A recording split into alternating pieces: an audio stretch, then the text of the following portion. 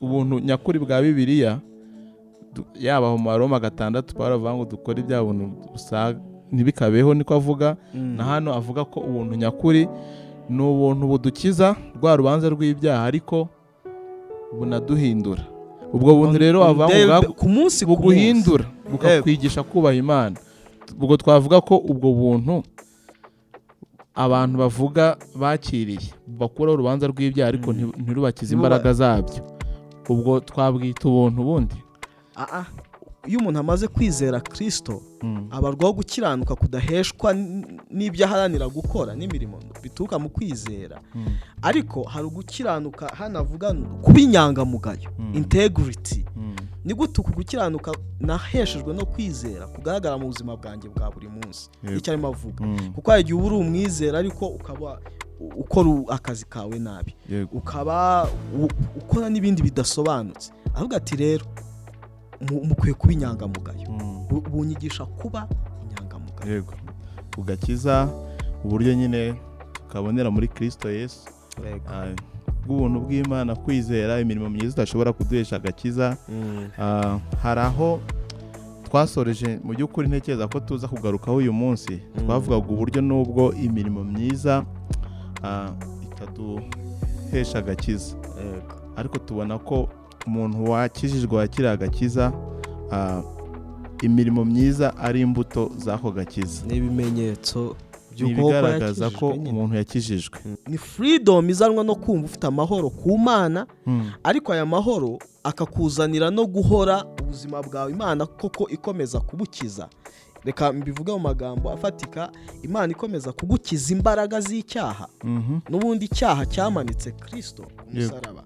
Then ikindi nashaka kuvugamo nuko Paul mu Bagati yavuga ko izi nyigisho ngo ni inyigisho z'abadayimoni.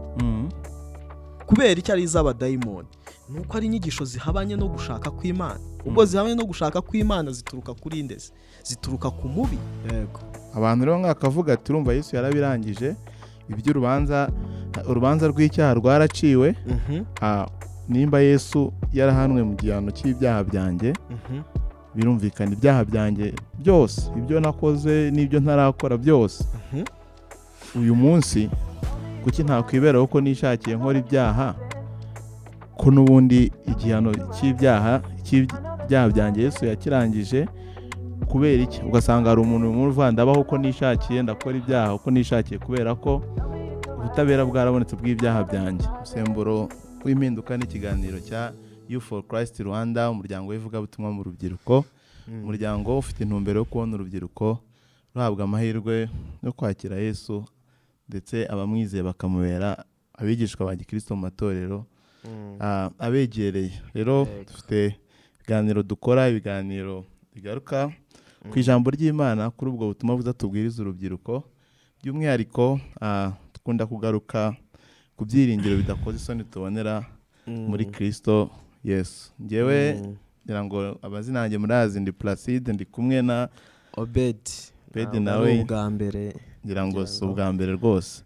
Yego, uyu munsi rero turashaka kugaruka kuri icyo kintu cy'ibyiringiro bidakoze isoni.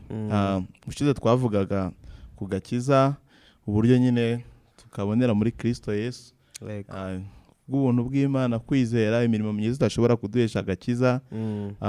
Hari aho twasoreje mu by'ukuri ntekereza ko tuza kugarukaho uyu munsi. Twavugaga uburyo nubwo imirimo myiza itaduhesha agakiza, ariko tubona ko umuntu wakijijwe wakira agakiza, imirimo myiza ari imbuto z'ako gakiza, n'ibimenyetso bigaragaza ko umuntu yakijijwe. Yego, ngira ngo twakivuzeho, wenda turaza kukigarukaho, ariko ndagira ngo duhere iyo tuvuga ibyiringiro bidakoze isoni, twabonye nyine ko bishingiye kuri Kristo, ku murimo yakoze ku musaraba wuzuye, umurimo wo kuducungura, wo gukiza abantu. Ntabwo yakoze igice ngo avuge ngo igisigaye muzagikomeze nawe. Yego.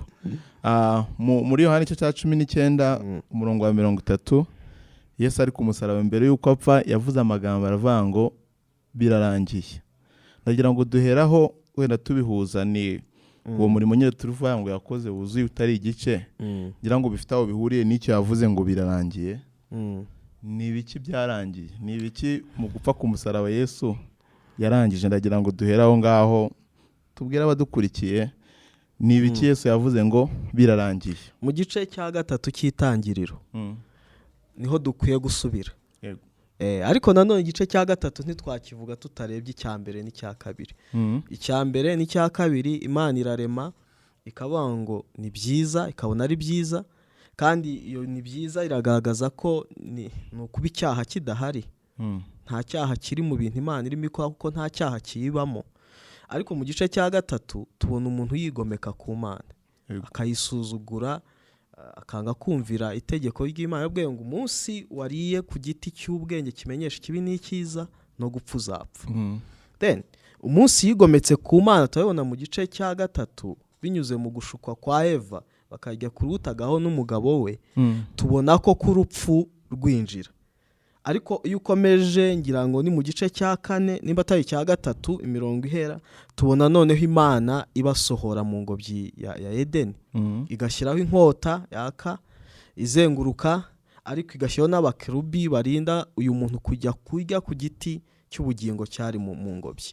So umuntu atandukana n'Imana, agenda ajya kubaho mu ngaruka z'icyaha cye. So icyo rero niryo shingiro, umuntu yatandukanye n'Imana, kandi ntago batandukanye byoroheje. Dore gutandukana nuko mu by'ukuri biba bivugwa nuko umuntu yaranduye mu maso y'Imana 100%, yahindutse umunyabyaha. Ariko kandi ntashobora kubana n'Imana yera itagira icyaha muri yo. Uko ni ugutandukana. Ariko mu murongo wa 15 w'igice cya gatatu tubona Imana itanga isezerano ryo kuzongera kugarura uyu muntu mu busabane nayo. Ayo uvuga ngo mu rubyaro rw'uyu mugore no hazava uzakukomeretsa umutwe, kandi nawe ukamukomeretsa agatsinsino. Turabibona ko Imana yari itanze isezerano. Rero Kristo Imana yamutanze ngo ari uzasohoza uyu murimo. Avuze rero ngo birarangiye, yarasohoje umurimo Imana yagambiriye kera wo kuzacungura umwana w'umuntu umunyabyaha, ariko binyuze mu kubanza guhana umunyabyaha. Ubwo uravuga ko Kristo ari we rwa rubyaro rw'umugore rwagombaga kuza mena umutwe ya nzoka ariyo Satani. Kubera ko iryari isezerano rishyize kera. Hagiye hacamo ibihe bitandukanye uko Imana igenda yerekanira isezerano mu buryo bumwe cyangwa ubundi kugeza amategeko aje. Nuko Kristo araza yuzuza amategeko nk'uko Imana yari yarasabye umuntu akayananirwa. Ariko bigaragara ko Yesu ari ubaye umukiranutsi wabashije kumvira iby'Imana ishaka byose. Ariko icyari kimuzanye ntago ari ukubahiza amategeko gusa, yagombaga kumanikwa. Nk'uko ijambo ry'Imana bitubwira mu Bagalatiya ngo udahirimbanira ibyanditswe mu gitabo cy'amategeko ngo abikore ni ikivume. Ariko hasi bakavuga ko Kristo yahindutse ikivume kubw'abanyabyaha. Umunsi ramanikwa ku musaraba yarasohoje umurimo Imana yagambiriye kera wo guhana umunyabyaha, agahanirwa muri Kristo. Icyo gihano kikanyura Imana, nuko umuntu ubyizeye wese w'umunyabyaha akabona kwiyunga n'Imana, akongera kubana n'Imana nta rubanza. Ni nayo mpamvu mu Baroma igice cya 8 bavuga ngo nuko rero abari muri Kristo Yesu nta teka bazacirwaho. Iteka ry'uko umuntu atabashaga kubahiriza amategeko y'Imana ni umunyabyaha, ariko Kristo yaciriweho iteka kugira ngo umwizera wese atazacirwaho iteka. Ubwo mu magambo make Yesu yabayeho ubuzima bukiranuka bwo kumvira amategeko y'umuntu yananiwe, arangije afata igihano wa muntu yarakwiriye. Ubwo mu kuvuga ngo birarangiye ari kuvuga ko asohoje gukiranuka, asohoje rwa rubanza ararufashe. Mu yandi magambo ubwo bisobanuye ko ubutabera bwabonetse. Ubwo ndagira ngo twibaze icyo bisobanuye ku muntu. Ni iki bisobanuye ku muntu, ni iki bidasobanuye, kugira ngo wenda wumve neza icyo nshaka kubaza. Hari abantu benshi bavuga ngo nyine Yesu avuga ngo birarangiye. Urumva byararangiye iby'urubanza rw'icyaha, kandi nkurikije ibyo umaze kuvuga nyine icyo Bibiliya ivuga.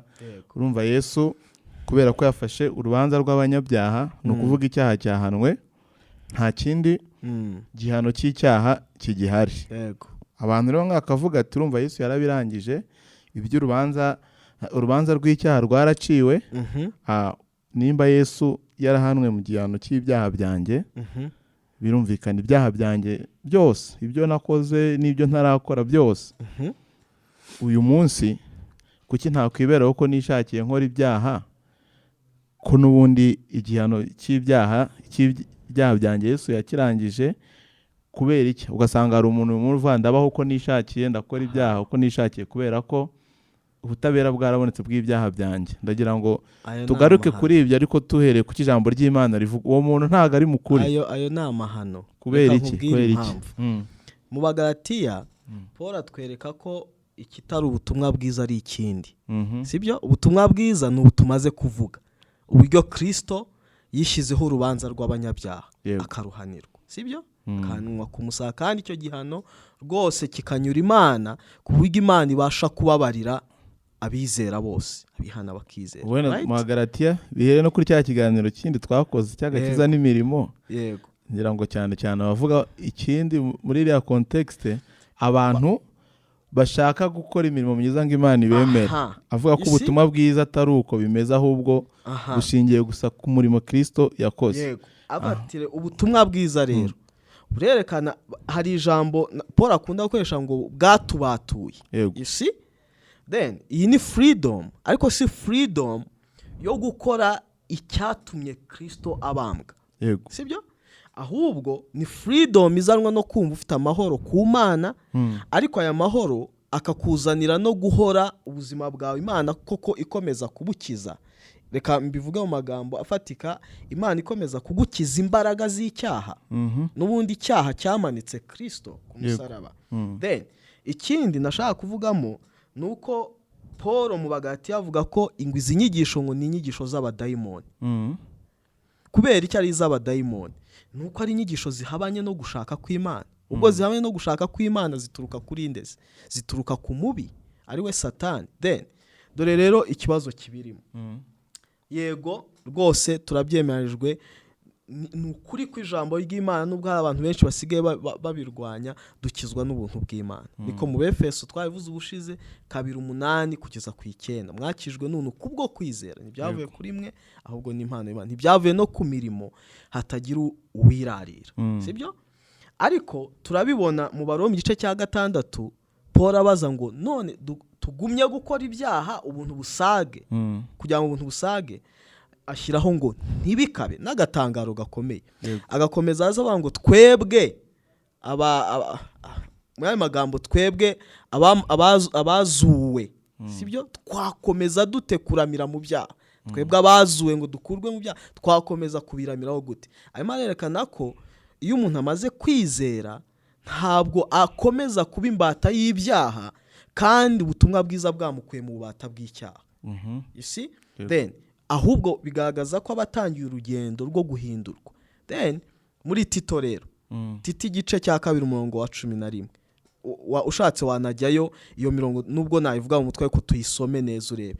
Bisa nkaho Paul yandikira Tito rwose akora summary nziza y'uburyo umuntu adakizwa n'ibyo yakoze yaharaniye n'amategeko, kugira ngo abantu bakunda ngo bashaka kuyuzuza. Hari ibintu bisekeje.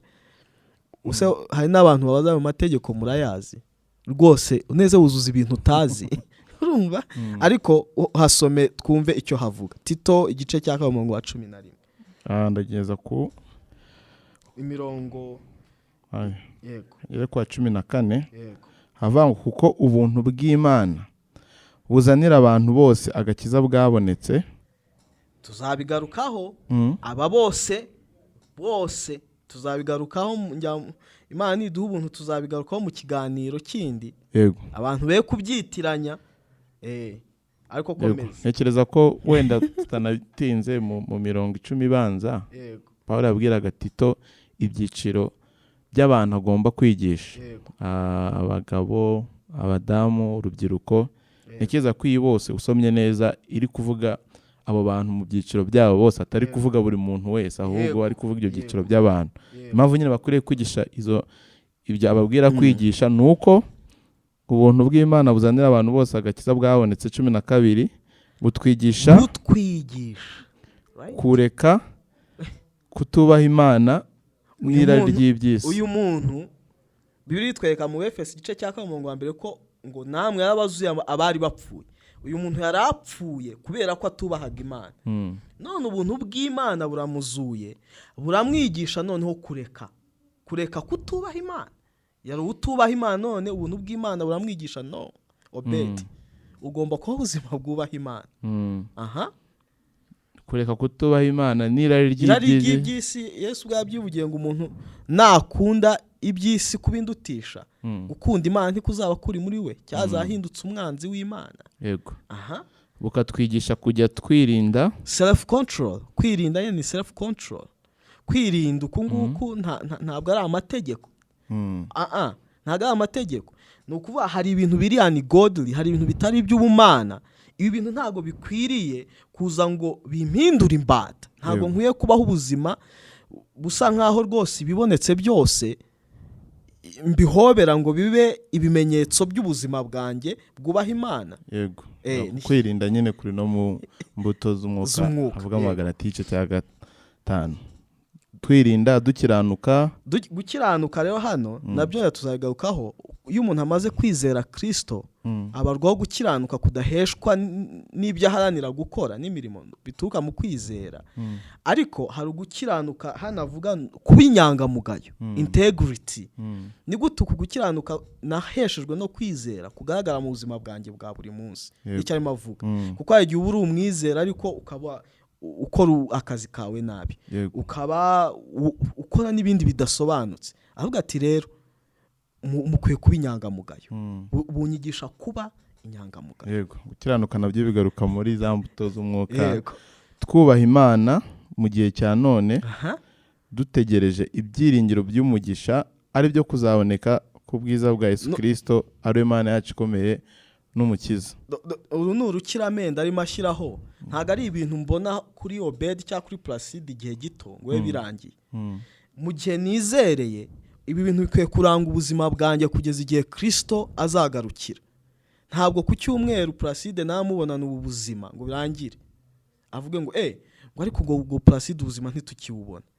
Kuko ntabwo mu by'ukuri arimo abaho ubuzima yigengaho. Ubuntu bw'Imana burimo burahindura ubuzima bwe. Hari transformation irimo izanwa n'ibyo yizeye. N'ukuri yizeye kurabasha kumuhindura. Petero abyita ngo ni imbuto, ngo ni imbuto itabora. Ibasha kwera ubwo buzima muri wowe. Noneho hasi ukomeje hano bavugamo iki kintu ngo ubwoko ngo bugira ishyaka. Ngira ngo bihuye n'icyo nyine bavugaga dutegereje Yesu ariko ngo watwitangiriye. Umva kwa kwitanga kwe tuvuga mu butumwa bwiza bwari bugamije iki kugira ngo aducungure mu bugome bwose. Rwa rubanza. Aducungure mu bugome. Nibira twahereho dutangira. Yego. Komeza. Ariko ngira ngo hano gucungura nyine harimo cyane cyo kugura. Urumva umuntu yari imbata. Yego. Uramuguze ngave mu bubata yararimo ariko none abaye imbata yawe. Ngira ngo nibyo mu Baroma 6 avuga. Kuva mu bubata ujya mu bundi. Uvuye mu bubata bw'ibyaha tuza mu bubata bushya bw'umwuka wera. Mu mudendeza ariko mu by'ukuri aho mu Baroma akoresha cy'ububata. N'ububata bushya mu by'ukuri impamvu ari umudendezo nuko ntakiri nari mfite databuja mushya mubi. None nabonye databuja mwiza ku buryo mu by'ukuri ububata bushya ngira ngo Yesu yaravuze mu nsange ndabaruhura kunkorera ntago mutwaro wanjye ntago remereye. So nyine uburuhukiro mu yandi magambo no gukora ariko kuburuhukiro kubera ko umutwara twikoreza utarema. Hano nicyo avuga ngo yaducunguye mu bugome bwose kandi yuhagirira abantu kugira ngo babe ubwoko bwe bwite bugira ishyaka ry'imirimo myiza. Hano harimo ijambo kuhagira. Umuntu se yuhagira kuki se twiyuhagira? Yego. Twiyuhagira ngo twikureho umwanda. None hano umwami wacu Imana iratwuhagira idukureho umwanda ariko kubera iki bikora. Iri ni ijambo kwezwa. Bakoresha kuhagira cyangwa kwezwa n'ibindi. Kubera iki aratwagira ngo tube ubwoko bwe bushya bugira ishyaka ry'imirimo n'ishyaka. Iyi ziri ni imirimo myiza, ntabwo ari imirimo mibi rero. None nabaza umuntu uvuga ko ubuntu bw'Imana bwamukijije ariko akaba akiri imbata y'ibyaha n'ubuzima bupfuye. Riri koko ubu buntu bw'Imana nibwo avuga cyangwa aravuga ikindi? Ubwo ndabaza umuntu ushingiye kuri aya magambo wenda nyine niho nahereye mvuga ati n'uyu munsi hari imvugo ihari aho abantu bavuga ngo abanyabuntu.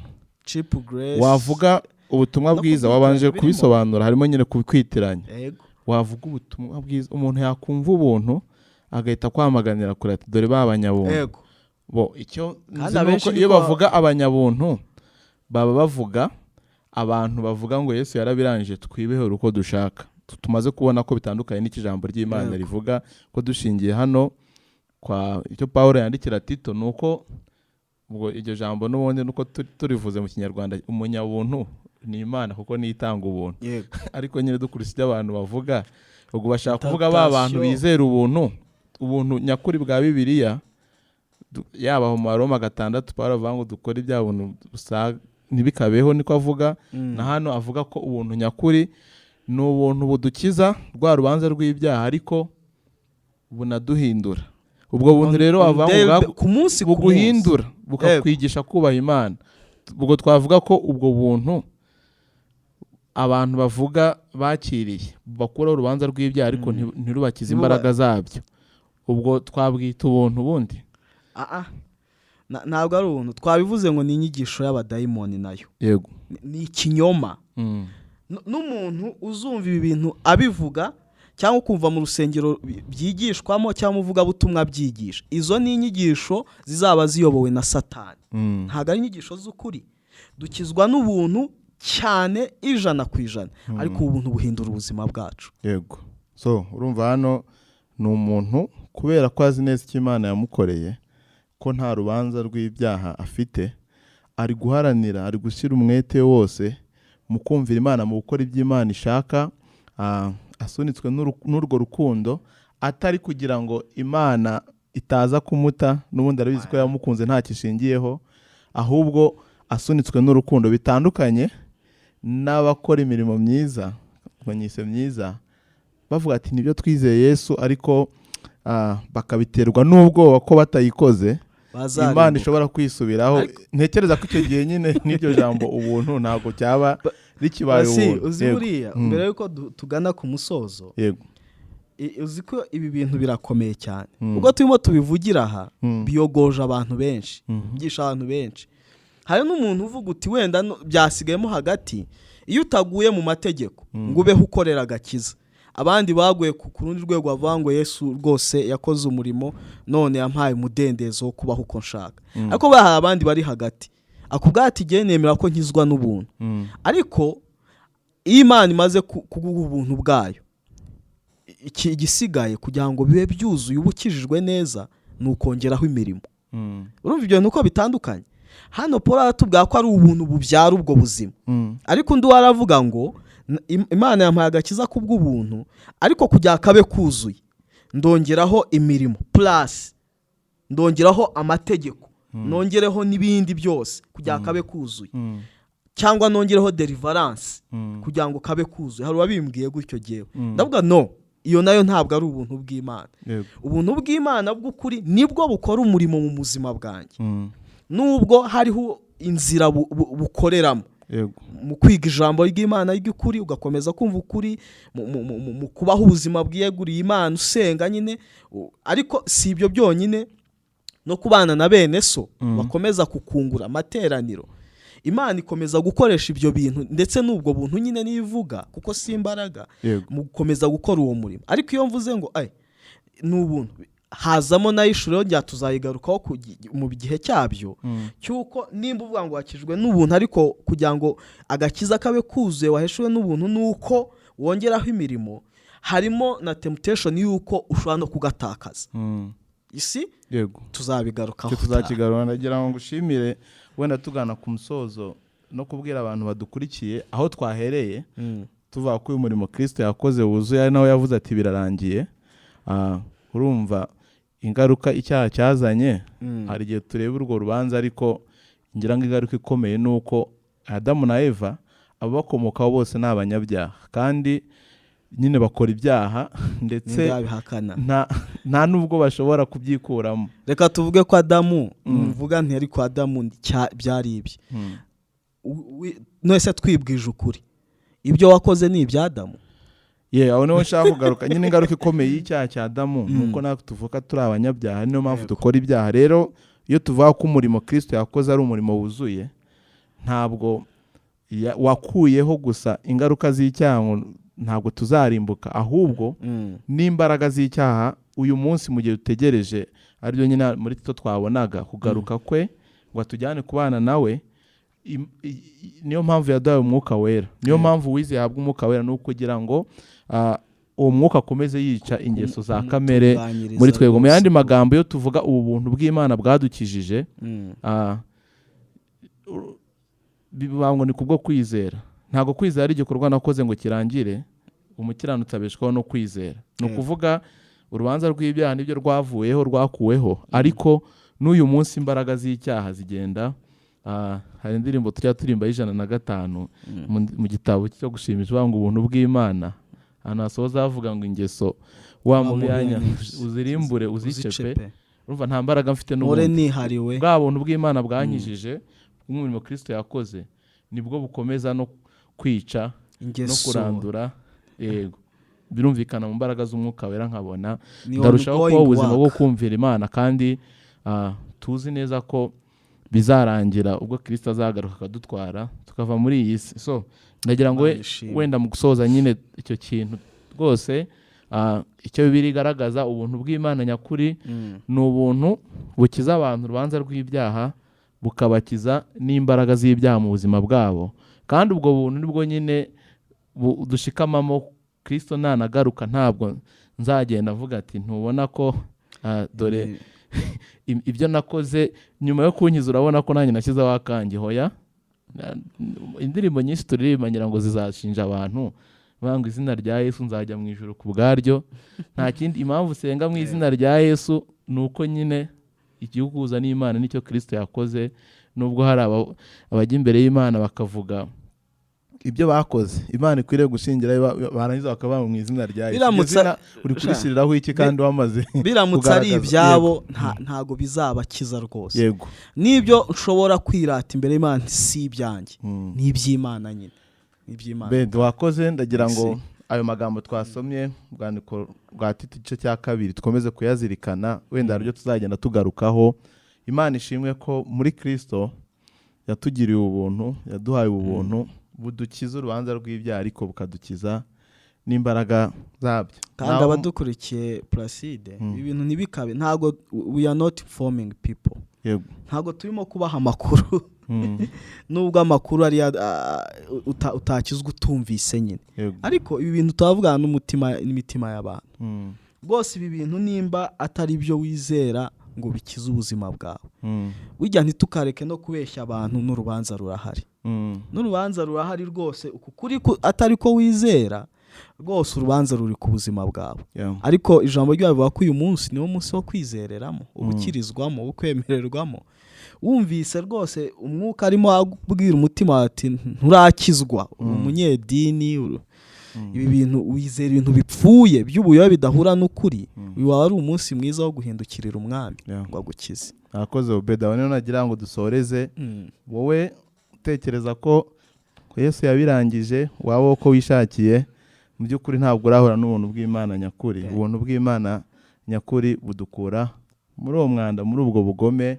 Kandi nawe utekereza ko hari ibyo ukeneye gukora cyangwa kongera kukwizera kugira ngo ukizwe, ubwo ntabwo ari bwo butumwa bwiza. Ubutumwa bwiza twizera Yesu Kristo, umurimo yakoze urahagije kudukiza urubanza rw'ibyaha, ariko no kuduhindura. Imana ibahe umugisha, nawe utaha. Murabeho cyane.